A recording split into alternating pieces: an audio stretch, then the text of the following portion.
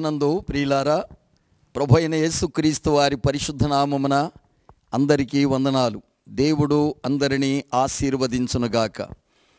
నా ప్రియమైన సోదరి సోదరులారా, ప్రతిరోజు మీరు దేవుని స్తుతిస్తూ ఉన్నారా? ప్రతిరోజు దేవుని యొక్క వాక్యమును చదువుతున్నారా? పాటలు పాడుతున్నారా? ప్రార్థిస్తున్నారా? ప్రతిరోజు కూడా దేవుని యొక్క ప్రేమను ఇతరులకు ప్రకటిస్తూ ప్రచురిస్తున్నారా? అలాగ చేసిన నాడు మనకందరికీ ఎంతో మంచి క్షేమము, ఆరోగ్యం కలుగుతుందని నేను మనవి చేస్తూ ఉన్నాను. దేవునికి మహిమ కలుగును గాక. ఈరోజు దేవుని ప్రేమ ఎంత గొప్పది, దేవుని ప్రేమ ఎంత గొప్పది అన్న విషయాన్ని ఈరోజు మనం ధ్యానించబోతున్నాం. దేవుని ప్రేమ ఎంత గొప్పది. ప్రార్థన. మమ్మల్ని మిక్కిలి ప్రేమిస్తున్న మా ప్రేమ కలిగిన తండ్రి, జీవము కలిగిన దేవాని పరిశుద్ధ నామమును బట్టి నీకు స్తోత్రములు స్తుతులు చెల్లిస్తున్నాను. నాయనా, నీ కుమారుడు తండ్రి మా ప్రియ సహోదరుడు సీనును బట్టి నీకు వందనాలు. నాయన కృపలో నీ బిడ్డ రావడానికి సహాయం చేసినారు. ప్రతిసారి ఇలాగ తండ్రి షూటింగ్ చేస్తూ ప్రభు నీ కుమారుడు దేవునికి ప్రేమను తెలియజేస్తూ నాయన దేవుని యొక్క ప్రేమను చెప్పడానికి ప్రభు బిడ్డ నాయన పురుగులుపుతున్నందుకు స్తోత్రాలు. ప్రార్థన టీవీ కొరకై నీకు వందనాలు చెల్లిస్తున్నాం. బాబును బట్టి నీకు వందనాలు. ఆయన నేను పిల్లల కుటుంబాన్ని దీవించి ఈ యొక్క ప్రార్థన ఇంకా చాలా కాలం రాకడ వరకు కొనసాగడానికి సహాయం చేయండి. ప్రభువా, నీ ప్రేమ ఎంత గొప్పదో ఈరోజు మేము ధ్యానిస్తుండగా నీ పరిశుద్ధమైన సన్నిధి మాతో ఉంచి నీవే మహిమ ఘనత ప్రభావములు పొందుమని యేసుక్రీస్తు నామమున ప్రార్థించి వేడుకొనుచున్నాము తండ్రి, ఆమేన్. ప్రియులారా, ఈరోజు దేవుని ప్రేమ ఎంత గొప్పది అన్న విషయాన్ని మనము ధ్యానించబోతున్నాం. ఇర్మియా గ్రంథము 31వ అధ్యాయము 3వ వచనములో దేవుని ప్రేమ శాశ్వతమైనది అని మనం చూడగలుగుతాం. దేవుని ప్రేమ శాశ్వతమైనది. ప్రియులారా, ఇర్మియా గ్రంథం 31వ అధ్యాయం 3వ వచనములో దేవుని ప్రేమ శాశ్వతమైనది. యోహాను సువార్త 3వ అధ్యాయము 16వ వచనములో దేవుని ప్రేమ ఎంతో గొప్పది, దేవుని ప్రేమ ఎంతో గొప్పది. మూడవదిగా మనం గమనిస్తే దేవుడు ప్రేమాస్వరూపి ఉన్నాడు, దేవుడు ప్రేమాస్వరూపి ఉన్నాడు అని యోహాను రాసిన మొదటి పత్రిక 4వ అధ్యాయం 8వ వచనం మనం చూస్తాం. తర్వాత యోహాను సువార్త 13వ అధ్యాయం 1వ వచనములో ఆయన అంతం వరకు ప్రేమించను అని మనం చూడగలుగుతాం. ఇవన్నీ కూడా మనం చూసినట్లయితే ప్రేమ ప్రేమ ప్రేమ దైవికమైన ప్రేమ ఎంత గొప్పదో, అది శాశ్వతమైనదని, అది ఎంతో గొప్పదని, ఆ దేవుని రూపమే దేవుని స్వరూపమే ప్రేమని, ఆయన అంతవరకు తన చివరి రక్తము సిందించేంత వరకు ఆయన దేవుని యొక్క ప్రేమను బోధించినాడు, దేవుని ప్రేమను చూపించినాడు అన్న విషయాన్ని మనం చూస్తూ ఉన్నాం. కనుక నా ప్రియమైన దేవుని బిడ్డలారా, ఈ రీతిగా దేవుని ప్రేమ ఎంతో గొప్పదన్న విషయాన్ని మనం చూస్తూ ఉన్నాం. దేవుని వాక్యములో నుండి మనం చూద్దాము. కొరింథీయులకు రాసిన మొదటి పత్రిక 15వ అధ్యాయం 45వ వచనములో మొదటి ఆదాము జీవించు ప్రాణి ఆయను, కడపటి ఆదాము జీవింపచేయు ఆత్మ ఆయను అనే విషయం మనం చూస్తున్నాం. మొదటి ఆదాము జీవించు ప్రాణి, రెండవ కడపటి ఆదాము జీవింపజేయు ప్రాణి.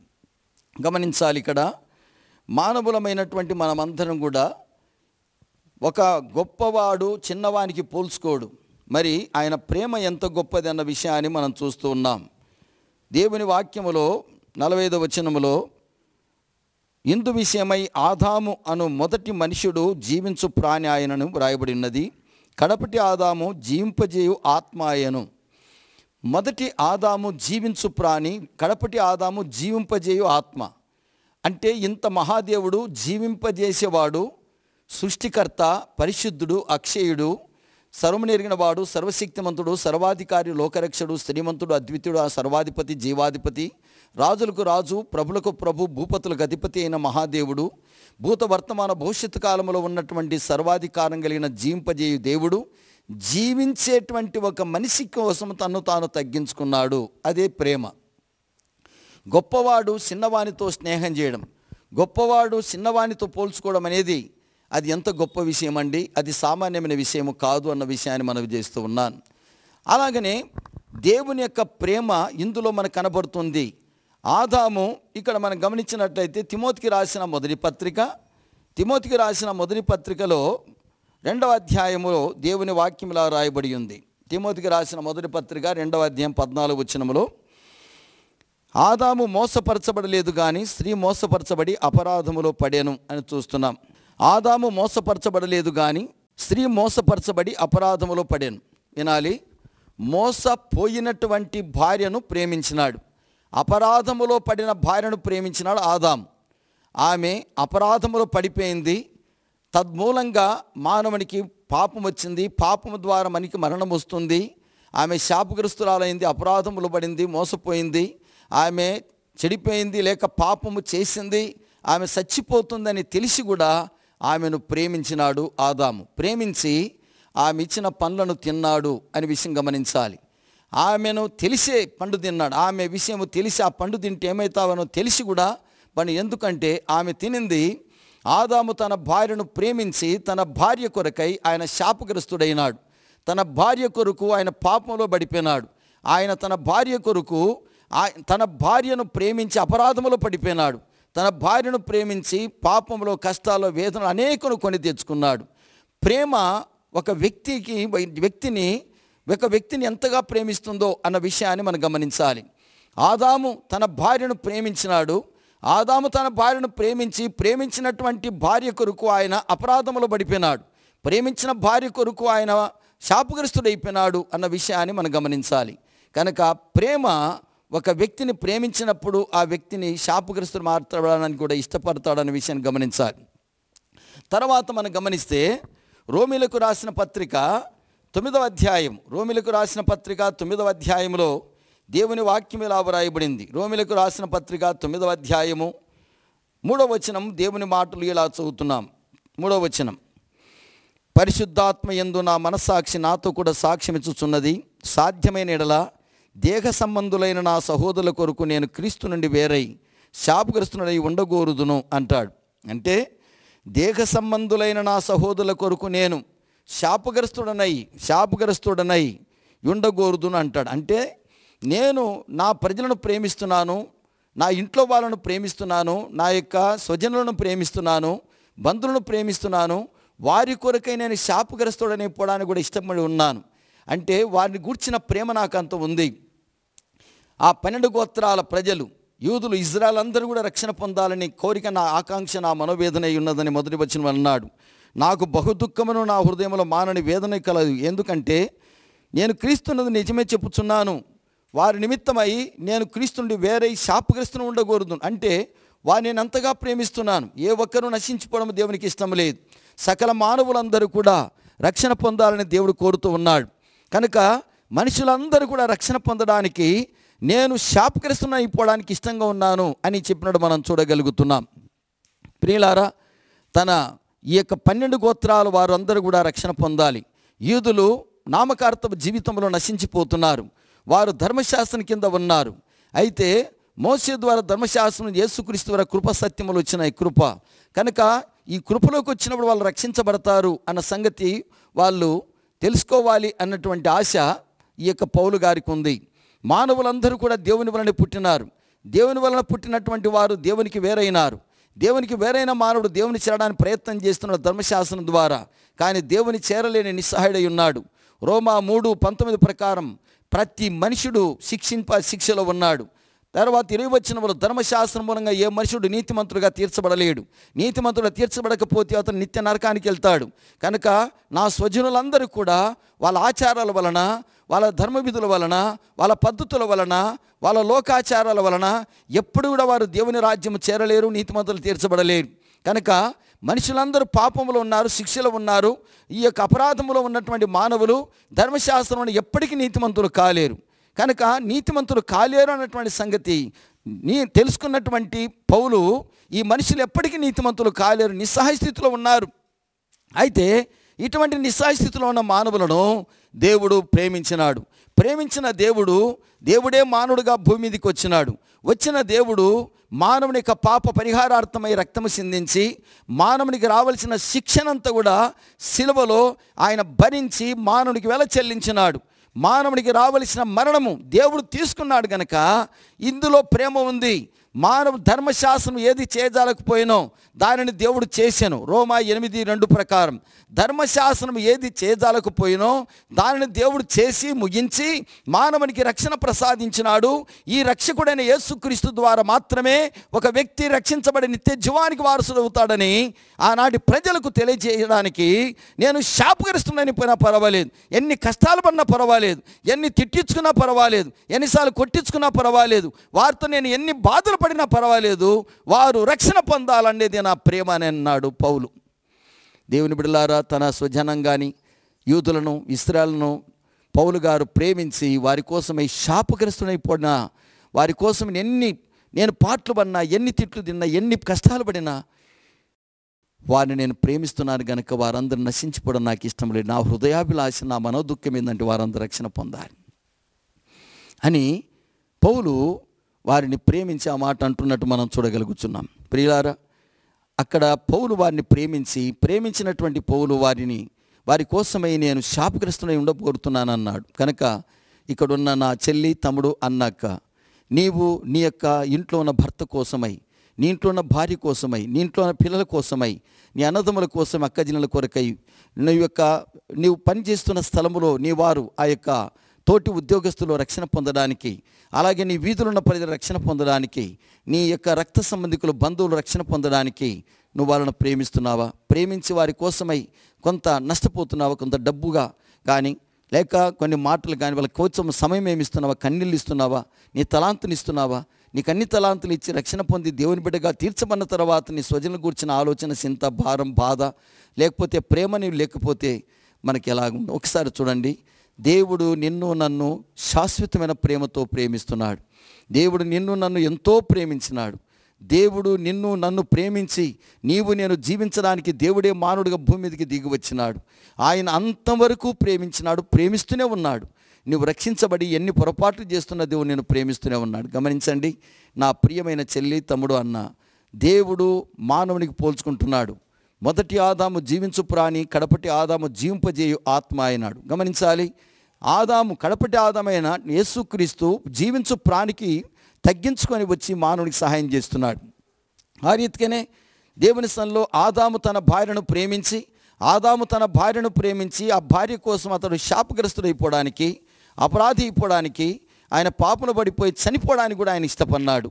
తర్వాత పౌలు గారు తన జనాంగాన్ని ప్రేమించి వారి కోసమే నేను శాపగ్రస్తునిగా ఉండకూడదునని అన్నాడు. కనుక ఒకసారి గమనించాలని కోరుతూ ఉన్నాను. ప్రియులారా, మరి మానవులమైన మనందరం కూడా విషయాన్ని గమనించాలి. పరిశుద్ధ గ్రంథంలో గలతీయులకు రాసిన పత్రిక 3వ అధ్యాయంలో 13-14 వచనములో దేవుని వాక్యం ఇలా రాయబడి ఉంది. క్రీస్తు మన కోసము శాపమై మనలను ధర్మశాస్త్రం యొక్క శాపము నుండి విమోచించెను. క్రీస్తు మన కోసము శాపమై మనలను ధర్మశాస్త్రం యొక్క శాపము నుండి విమోచించెను. ఇందులో ప్రేమ కలదు. క్రీస్తు మన కోసము శాపమై మనలను ధర్మశాస్త్రం యొక్క శాపము నుండి విమోచించెను. క్రీస్తు మన కోసమై శాపగ్రస్తులమైన మన కోసమై శాపగ్రస్తుడైనాడు. పాప శరీరము కలిగిన మన కొరకై రక్తమాంసాలు కలిగిన శరీరములోకి ఆయన పాలుబస్తుడైనాడు. ఆయన మానవులమైన మనందరినీ కూడా ప్రేమించి మన కొరకు ఆయన శాపగ్రస్తుడైనాడు. మన కొరకు ఆయన శాపగ్రస్తమైన శరీరం, పాప సంబంధమైన రక్తమాంసమైన శరీరం ధరించినాడు.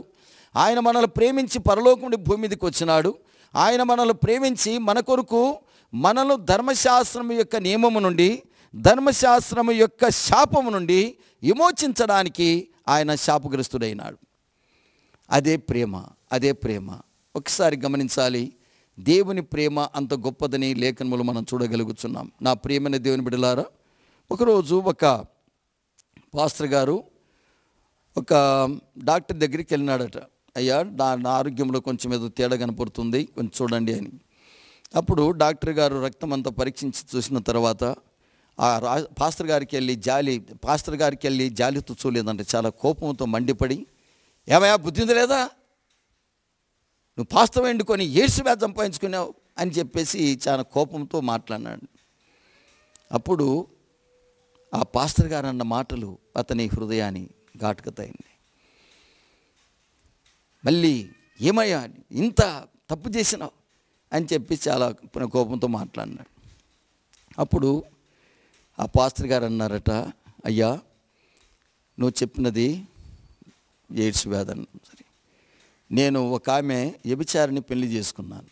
ఆమె గతంలో భయంకరమైన పాపి, వ్యభిచారి తెలుసుకొని ఆమెను పెళ్లి చేసుకొని ఆమె ద్వారా ఆమెను ప్రభులోనికి నడిపించి ఆమె దేవుని నమ్ముకున్నది. తర్వాత ఆమె ఎవరు చేసుకోలేదు ఈమెను తెలిసి, సరే నా ప్రభు నన్ను ప్రేమించినాడు, నేను అపరాధిని, నేను శాపగ్రస్తుని, నేను పాపిని, దుర్మార్గుని, దూషకుని, హింసకుడు, హానికరుడను, నేను అపవిత్రుణ్ణి, నేను భక్తిహీనుని, నేను బలహీనుణ్ణి, శత్రువునై ఉన్నప్పుడు నన్ను ప్రేమించి ఇంకా పాపినై ఉండగా, ఇంకా శత్రువునై ఉండగా, ఇంకా బలహీనుడనై ఉండగా, ఇంకా భక్తిహీనుడనై ఉండగా నా కొరకు ప్రభు మరణించినాడు.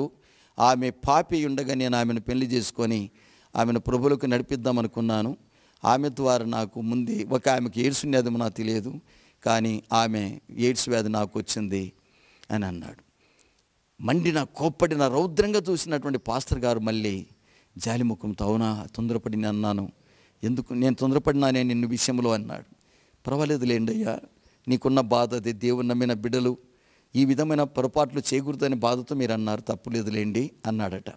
ఆ మాటలు విన్నప్పుడు డాక్టర్ గారు, మరి ఇప్పుడు ఎట్లుంది ఆమె? అయ్యా ఇప్పటికి కూడా ఆమె తప్పు చేస్తానే ఉంది, మరి ఎట్లా, ఏం చేస్తా ఆమెను అని అంటే, అయ్యా ఇప్పుడు ఆమెను నేను భార్యగా కాకుండా కూతురు వల్లే ప్రేమిస్తాను.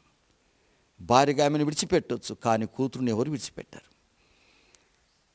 ఆనాడు కడుపు పట్టింది, నాడు ఇల్లు పట్టదా అని అంటారు. కనుక నేను ఆమె చేసిన పాపమును నేను క్షమిస్తున్నాను. ఆమె కొరకు నేను ఆమె ఎయిడ్స్ వ్యాధి నాకు వచ్చినా పర్వాలేదు, ఎయిడ్స్ వ్యాధితో నేను చనిపోయినా పర్వాలేదు, కానీ ఆమె బాగుపడాలని ఆమెను ఇంకా ప్రేమిస్తాను. ఎలా ప్రేమిస్తానంటే కూతురు వలె ప్రేమిస్తాను, కూతురుగా ప్రేమిస్తాను. అప్పుడు డాక్టర్ గారికి కన్నమడి నీళ్ళు వచ్చినాయి. ఏమిటి ప్రేమ? యేసయ్యా నీ ప్రేమ ఎంత గొప్పది, ఎంత గొప్పది, ఎంత ప్రేమ నాపై ప్రభువా, ఎంత జాలి నాపై దేవా, ఏమని వివరింతును, ఏమని పొగడెదను, ఏమని పొగడెదను, అర్హత లేని నన్ను నీవు అర్హునిగా చేసినావు, నేను హింసని స్థలమునకు నన్ను నీవు నడిపించినావు, ఎంత ప్రేమ నాపై ప్రభువా, ఎంత జాలి నాపై దేవా, ఏమని వివరింతును, ఏమని పొగడెదను, ఏమని పొగడెదను. ఎంత ప్రేమ, ఎంత చాలి. ఇంకా పాపినై ఉండగా, ఇంకా బలహీనుడనై ఉండగా, ఇంకా భక్తినుడైన, ఇంకా శత్రువుగా ఉన్నప్పుడు నన్ను ప్రేమించి ప్రాణం పెట్టినావే. ఏమిటయ్యా నీ ప్రేమ? ఆ ప్రేమతోనే నా భార్యను ప్రేమిస్తున్నాను. ఇంకా పాపి ఉండగా, ఇంకా తప్పు చేస్తుండగా, ఇంకా వ్యభిచారి ఉండగా ఆమెను ప్రేమిస్తాను. ఎలాగా? కూతురుగా ప్రేమిస్తాను అని చెప్పినప్పుడు డాక్టర్ గారు ఆశ్చర్యరీతిగా అద్భుతమైన ఆయనకి వెళ్ళి చూసి, దేవుని ప్రేమ ఏదో నాకు తెలియదు, కానీ ఆ ప్రేమ నీ ద్వారా నేను తెలుసుకుంటున్నాను అని ఆ డాక్టర్ గారు ఆ ప్రేమను పొంది రక్షించబడి దేవుని బిడ్డగా తీర్చబడినాడు. ప్రియులారా, ప్రేమ మార్చలేని వ్యక్తి ఎవరు లేరు. ఆ తర్వాత ఆ ప్రేమ చూపిన ఆమె కూతురుగా ఆమెను దగ్గర తీసుకుని చేస్తుంటే ఆ ప్రేమను తట్టుకోలేక తన పాపమంతా మానుకొని, నా కొరకు రోగి అయినా, నా కొరకు మరణ సంబంధమైనటువంటి వ్యాధి వచ్చినా ఇంకా నన్ను ప్రేమిస్తున్నాడే అని కాళ్ళ మీద పడి పశ్చాత్తాపడి ఆమె మార్పు చెంది, అయ్యా ఇంతగా ప్రేమించినా నీకు నేనేమి ఇవ్వగలను, నా బ్రతుకంతా కూడా నీ కోసం దారపోస్తానని ఆమె సంపూర్ణంగా మార్పు చెంది సంపూర్ణమైన భక్తురాలుగా మార్చబడి తన జీవితం ఉన్నంత వరకు దేవుని పని చేసి ఇద్దరు దేవుని పరిచర్య బలంగా చేసినారట. దేవుని స్తోత్రం. నా ప్రియమైన దేవుని బిడ్డలారా, నీవు నేను మనమందరము కూడా, ఇది దేవుని యొక్క ప్రేమ. దేవుడు శాశ్వతమైన ప్రేమతో ప్రేమిస్తూ ఉన్నాడు. దేవుడు ఆయన శాశ్వతమైన ప్రేమ. ప్రేమ యేసుని ప్రేమ, అది ఎవ్వరు కొలువలేనిది. నిజము దీనిని నమ్ము, అది భువి అందించలేనిది. ఎన్నడెన్నడు మారనిది నా యేసుని దివ్య ప్రేమ, ఎన్నడెన్నడు వీడనిది నా యేసుని నిత్య ప్రేమ. తల్లిదండ్రుల ప్రేమ నీడవలే గతించిపోతుంది. అలాగనే భార్య భర్తల మధ్య ప్రేమ వికసించిన పుష్పం వలె వాడి రాలిపోతుంది. బంధుమిత్రుల మధ్యలో ఉన్నటువంటి ప్రేమ నూనె ఉన్నంత వరకు వెలిగినిచ్చి ఆరిపోతుంది. ధరలో ఉన్న ప్రేమలన్నీ స్థిరము కావు, తరిగిపోతాయి. కానీ క్రీస్తు యేసు కల్వరి ప్రేమ ఎన్నడూ తరగనిది. ధరలోని ప్రేమలన్నీయు స్థిరము కావు, తరిగిపోవును. క్రీస్తు యేసు కల్వరి ప్రేమ కడవరకు ఆదరించును. క్రీస్తు యేసు కల్వరి ప్రేమ కడవరకు ఆదరించును. ఎన్నడెన్నడు మారనిది నా యేసుని నిత్య ప్రేమ, ఎన్నడెన్నడు వీడనిది నా యేసుని దివ్య ప్రేమ. ప్రేమ యేసుని ప్రేమ, అది ఎవ్వరు కొలువలేనిది. నిజము దీనిని నమ్ము, అది భువి అందించలేనిది.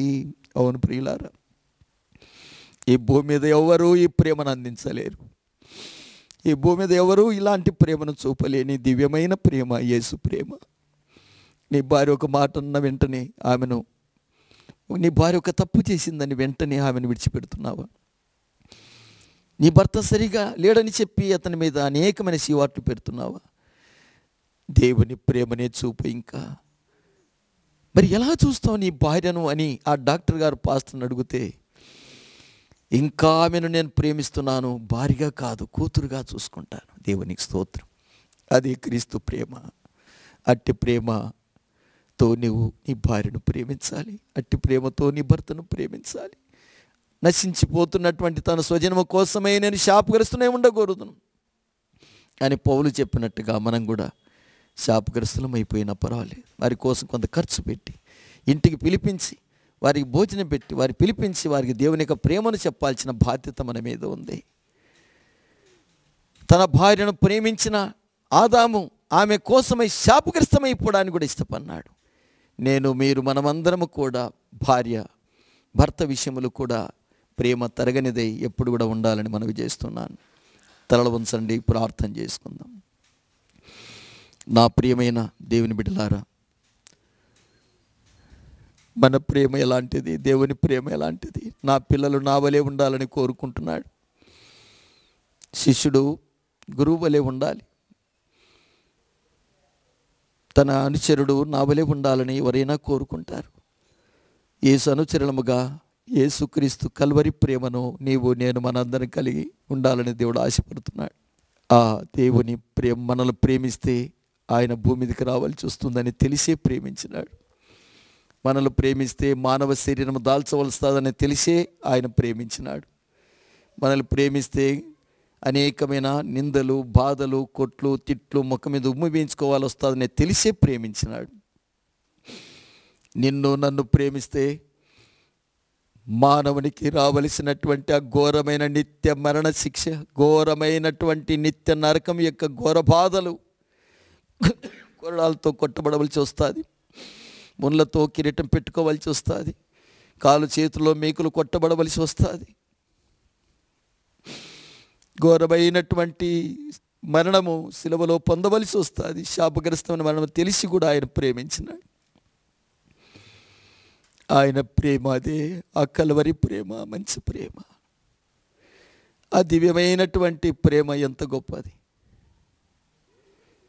ఈ ప్రేమను తలపోసిన భక్తుడు, యేసు నన్ను ప్రేమించినావు, పాపినైనా నన్ను ప్రేమించినావు. నన్ను ప్రేమించి మానవ రూపమెత్తి దానముగా జీవము సిల్వపై నిచ్చి కన్నా తల్లిదండ్రుల అన్నదమ్ముల ప్రేమ కన్నా మించిన ప్రేమతో నా వంటి నరుడొకడు నన్ను ప్రేమించిన నా వలన ఫలము గోరు. ఆహా, నీ వంటి పుణ్యునికి నా వంటి పాపితో కేవలం ఏమీ లేక, యేసు నన్ను ప్రేమించినావు, పాపినైనా నన్ను ప్రేమించినావు. నా ప్రియమైన సోదరి సోదరులారా, దేవుని ప్రేమ ఎంత గొప్పది, దేవుని ప్రేమ ఎంత గొప్పది, దేవుని ప్రేమ ఎంత శాశ్వతమైనది. ఏ తప్పు చేయనప్పుడు, అన్ని మంచిగా ఉన్నప్పుడు ప్రేమించినట్లే అన్ని తప్పులు చేసిన తర్వాత కూడా ఇంకనూ ప్రేమించేదే ప్రేమ. మానవులమైన మనమందరము ఎన్ని పొరపాట్లు చేసినా, ఎన్ని తప్పులు చేస్తున్నా మొక్కబోని ప్రేమ, కొంచెం కూడా తగ్గని ప్రేమ దేవుని ప్రేమ.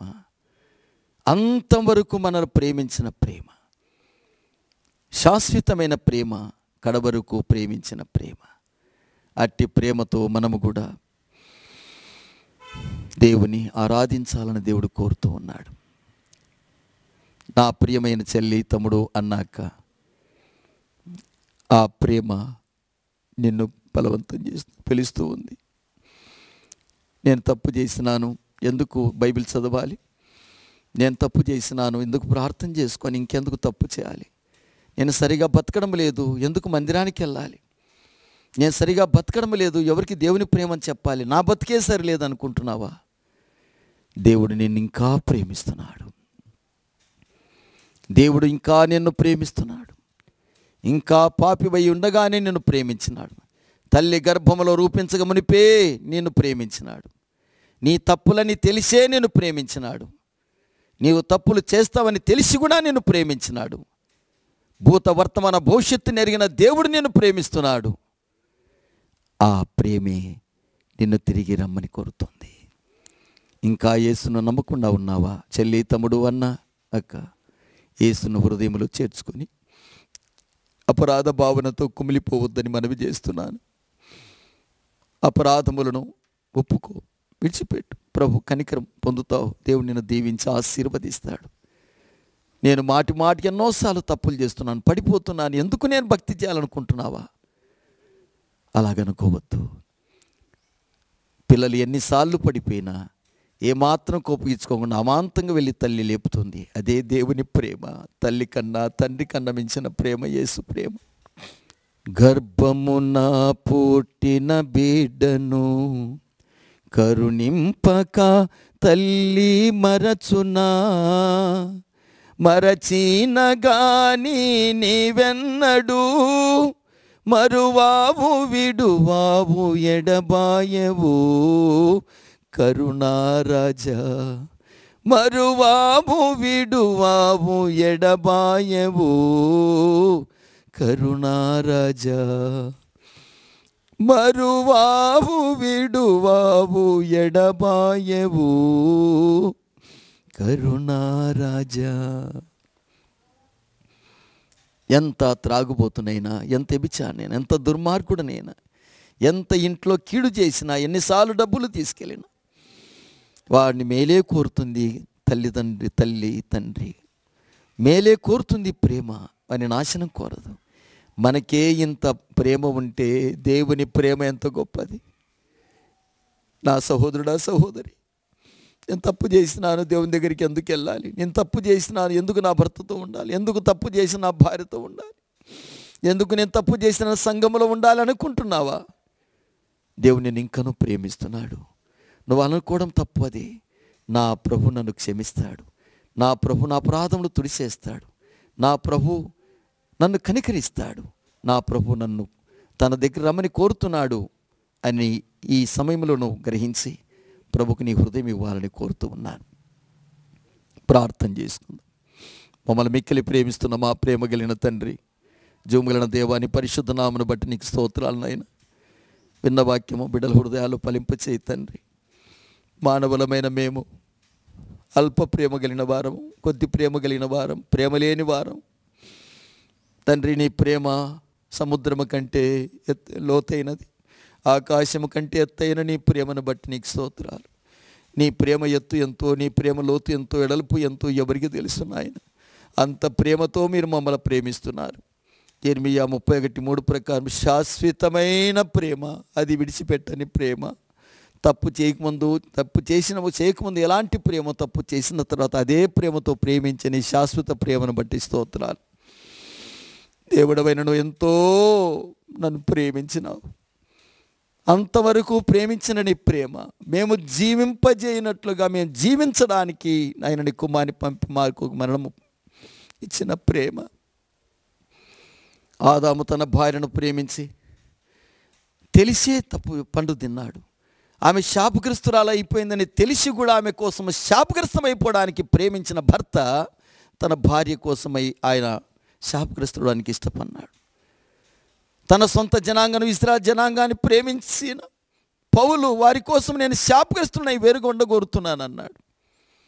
ఒక ఆమె, నువ్వు ప్రేమించినటువంటి ఒక ఆయన ఆమెను వ్యభిచారాన్ని తెలిసి వివాహం చేసుకున్నాడు. ఇంకా తప్పు చేస్తుందనే ప్రేమిస్తున్నాడు. ఆమె కొరకు వ్యాధి వచ్చింది, ఎయిడ్స్ వ్యాధి. చనిపోయినా పర్వాలేదు, ఇంకా ఆమె కూతురులే చూసుకుంటానంటున్నాడు. ఏమి ప్రేమ అది! దైవ ప్రేమ. నీ ప్రేమ కూడా అందుకని గొప్పది నాయన. లోకమంతా ఈ చెడిపోయింది, దాన్ని వదిలిపెట్టంటే కడపాత్రం ఆమెను ఇంట్లో చేర్చుకున్న ప్రేమ దేవుని ప్రేమ. అట్టి ప్రేమతో మేము కలిగి ఉండాలని మీరు సెలవిస్తున్నందుకై స్తోత్రాలు. నీ ప్రేమ గొప్పది, మార్పు లేనిది. మేము పుట్టినప్పుడు నువ్వెంతగా ప్రేమించినావు, పాపం చేసినప్పుడు అంతే ప్రేమిస్తున్నావు.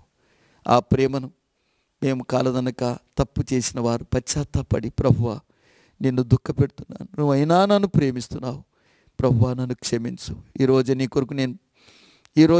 నీ కొరకు జీవిస్తాను ప్రభువా, నీవలే బ్రతుకుతాను ప్రభు అని తీర్మానం చేసుకోవడానికి బిడ్డలకు సహాయం చేయను. ఆయన విన్న వాక్యం బిడ్డల హృదయాలు ఫలింప చేయండి. వ్యక్తిని, కుటుంబాన్ని, సంఘాన్ని, సమాజాన్ని నీ ప్రేమతోనే ప్రేమిస్తున్నావు. ఆ ప్రేమ తెలుసుకుని మేమందరము ప్రేమకు పాత్రమై భాగ్యము దయచేయమని, కన్న తండ్రిని సంతోషపెట్టి పిల్లలుగా, భర్తను సంతోషపెట్టి భార్యను సంతోషపెట్టి భర్తగా, దేవుని సంఘాన్ని సంతోషపరిచేటువంటి భక్తులుగా మేమందరము దైవజనం సంతోషపెట్టి వారుగా, నీ చిత్తం నెరవేర్చి నీ ప్రేమను చూపేవారుగా ప్రతి స్థలములో మేము ఉండడానికి సహాయం చేయమని యేసుక్రీస్తు నామమున ప్రార్థించి వేడుకొనుచున్నాము తండ్రి. ఆమేన్.